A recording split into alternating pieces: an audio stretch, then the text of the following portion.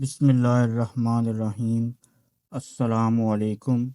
سلطان صلاح الدین ایوبی رحمۃ اللہ علیہ کی فوج عیسائی فوجوں سے ٹکر لے رہی تھی۔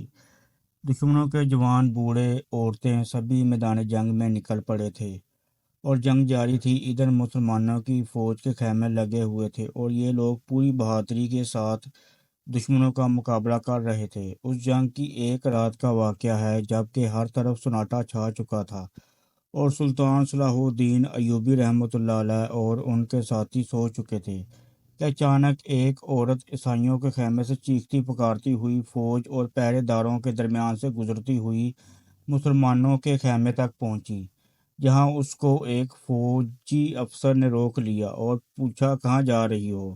اس نے پوری قوت سے جواب دیا، سلطان صلاح الدین ایوبی کو تلاش کرتی ہوں۔ صلاح الدین ایوبی کو عورت کو سلطان صلاح الدین ایوبی رحمۃ اللہ علیہ کے پاس پہنچایا گیا تو وہ سو رہے تھے۔ ان کو لوگوں نے جگا دیا اور کہا کہ ایک مظلوم عورت آپ سے کچھ کہنے آئی ہے۔ اس وقت اسلامی لشکر کے تمام بڑے بڑے سردار سو رہے تھے۔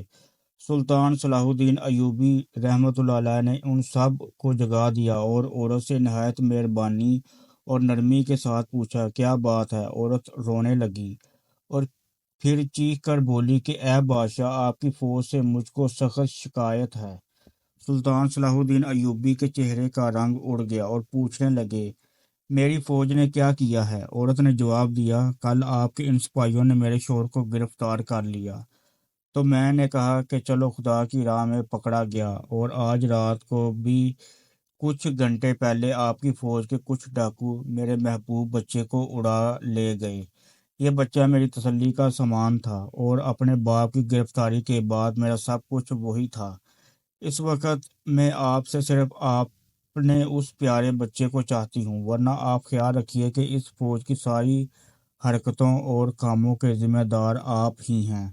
اور پھر جوش میں کہنے لگی، اے کافرو، میں اپنے بچے کو تم سے مانگ رہی ہوں، اپنے بچے کو۔ عورت کا مزاج دیکھ کر، اس کی بات سن کر سلطان صلاح الدین ایوبی رحمۃ اللہ علیہ خاموش ہو گئے اور فوج کو حکم دیا کہ فوراً لشکر چھانیوں اور اس کے قریب کی جگہوں سے اس عورت کے بچے کو تلاش کر کے لائیں۔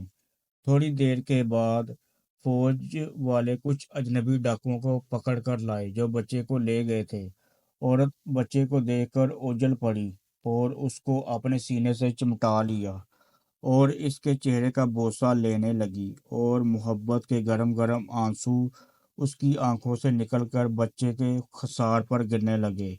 اب عورت کو سکون حاصل ہو چکا تھا اور وہ سلطان صلاح الدین ایوبی رحمۃ اللہ علیہ کی طرف متوجہ ہو کر شکریہ ادا کرنے لگی، لیکن سلطان صلاح الدین ایوبی رحمۃ اللہ علیہ نے تھوڑی دیر کے لیے اس سے مہلت چاہی اور اس کے قیدی شوہر کو طلب کر کے اسی وقت اس کو رہا کر دیا اور کہا، جاؤ اپنے سرداروں سے ہمارے متعلق کہہ دو کہ ہم ظالم اور سرکش نہیں بلکہ ہم رحم کرتے ہیں۔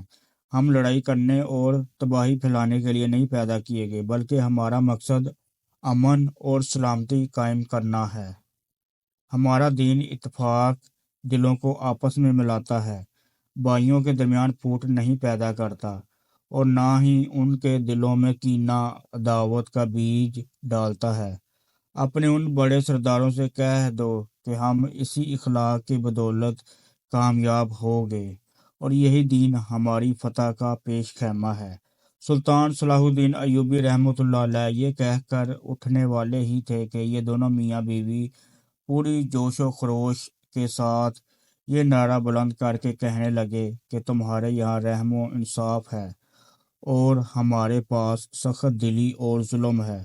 اور پھر کہا کہ ہم کو بھی آپ اس رحمت اور انصاف کی فوج میں داخل کر سکتے ہیں۔